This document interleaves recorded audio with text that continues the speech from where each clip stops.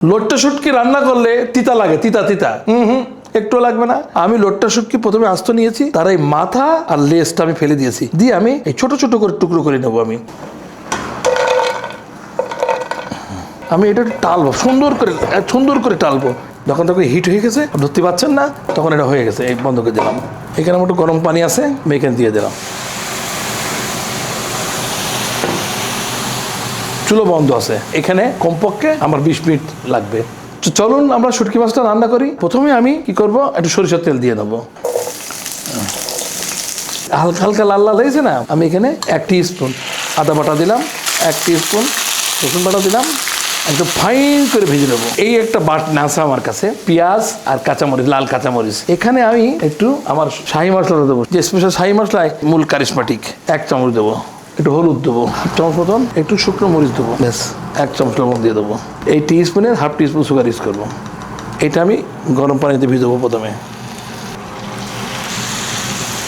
একটু আস্ত রসুন থেতলো করা আছে, আমি এটা দিয়ে দেবো 5 থেকে 6টা।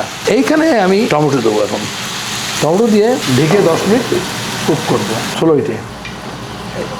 এরপরে আমি আমার এই মশলা দিয়ে দেবো, বেগুন দিয়ে দেবো, লোট্টা শুটকি ওইটাও দিয়ে দেবো। এখন এটা আমি সুন্দর করে মাখায় ঢেকে দেবো।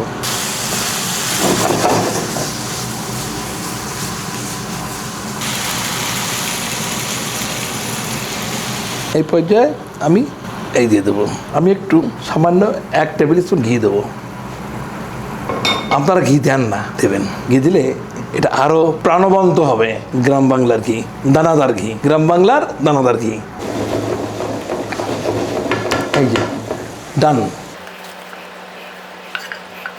আপনারা বলেছিলেন শুটকি রান্না করলে তিতে লাগে আপনাদের। আমি যে পদ্ধতিতে রান্না করলাম, ওই পদ্ধতিতে আপনার শুটকি রান্না করবেন, যে কোনো শুটকি, প্রসিডিওর কিন্তু সেম। আর আমি কি কি মশলা ব্যবহার করেছি সবই আপনাদের সামনে খোলা।